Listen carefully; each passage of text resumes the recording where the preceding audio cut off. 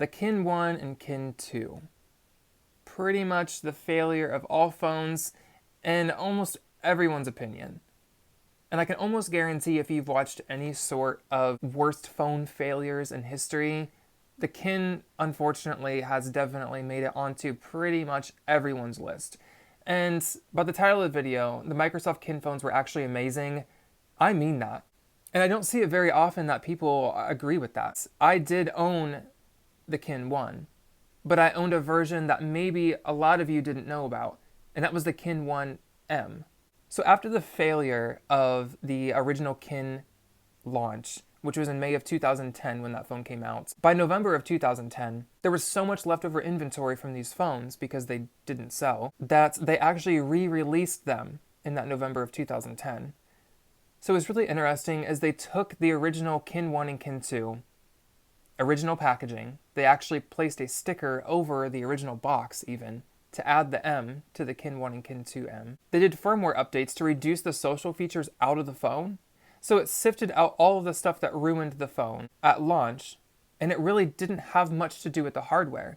And I think a lot of people kind of forget that is the real reason I believe these phones didn't succeed is because they were being sold as smartphones, when in fact these phones were really just really nice feature phones. They required a data pack that people didn't want to pay because these phones lacked a lot of things that a smartphone would.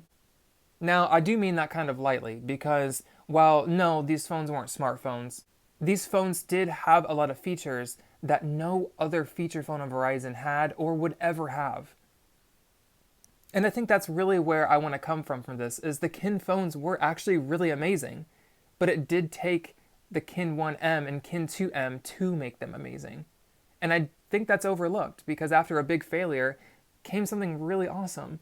And we were left with the gems that was overlooked from the original versions because of how Verizon priced it.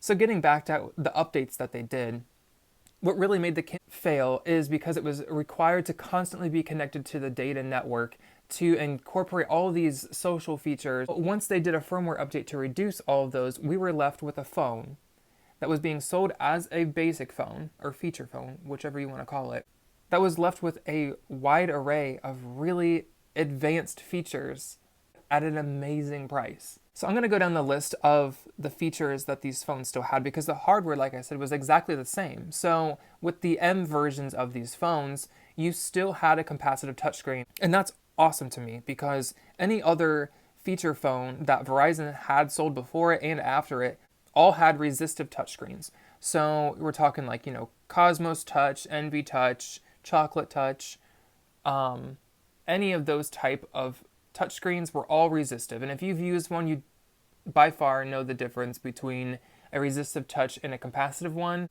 So this feature phone had a capacitive touchscreen. That's already a huge plus. Along with the touchscreen, you also had a full sliding QWERTY keyboard on both of the phones. They were very clicky.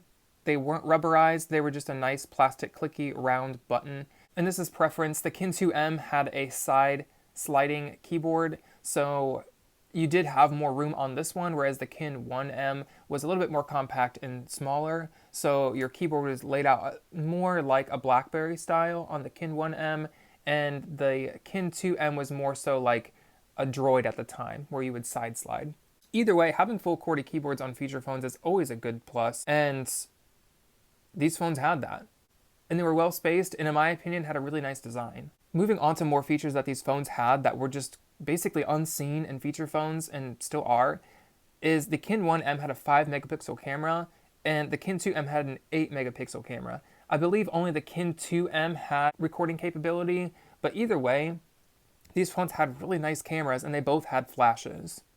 And at the time, I think, you would basically see at best a 2 megapixel or a 3.2 megapixel camera on a feature phone. Some of them only had one. So this was really cool to see on a feature phone. Headphones were also included in the box with these. It also had a Zune music player or Zune media player. So while some of you may not have really ever used a Zune, myself included, I used iPods growing up, but this was Microsoft's equivalent to an iPod. And it was really easy to load music onto this and the interface looked really nice, and it was like nothing else you would find on any other phones similarly priced to this on Verizon. So this was huge. I mean, if you were in the market to buy a Zune player, you got one in this phone. It had a standard 3.5mm headphone jack, which was also very rare for feature phones. Now, we'll also talk about the user interface of these. It had the tile format similar to what Windows would look like, and this was a version of that, but it was very unique because it wasn't the typical Brew operating system that you would see on every other basic phone. So this meaning it had more features, it was cleaner, it was customizable for colors. By default, the menu system was all green, so all of your tiles and notifications would be green, and you could change these to blue, red, pink, and it just looked really nice. And that is an opinion, but I just found it way cleaner and more feature packed than any other phone like it. And for a phone like this to be running something that wasn't just the standard grid menu with a skin laid over it was something really special. Now, I think one of the biggest things for me about this phone was that it had Wi-Fi, and you didn't have to have a data pack.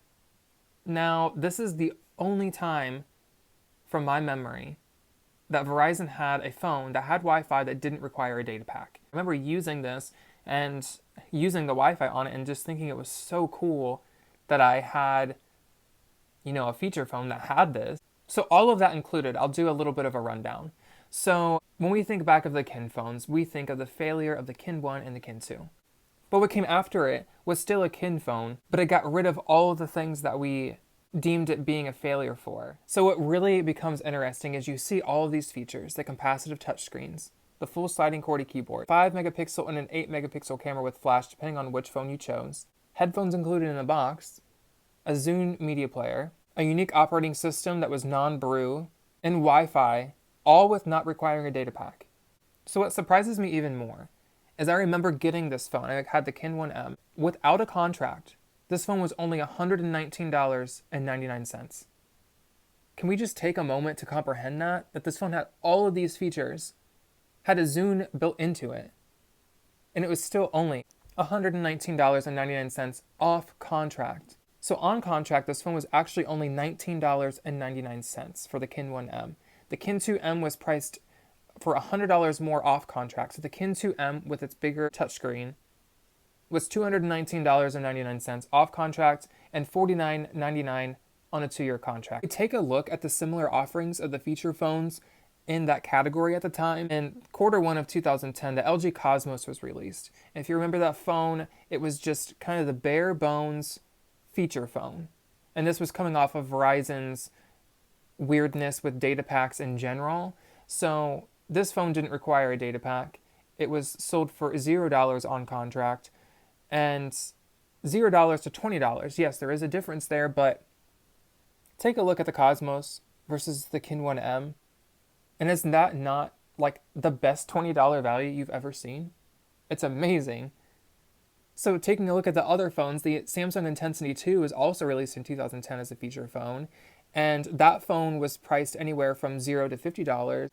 And even still, this phone now is cheaper than that offering. And if you look at the specs and the overall user experience, it's night and day. It's absolutely crazy. And lastly, the LG Octane was also available in 2010. And this phone was priced at $99 on a contract. So for the price of the Octane on contract, you could almost buy a Kin 1M off contract.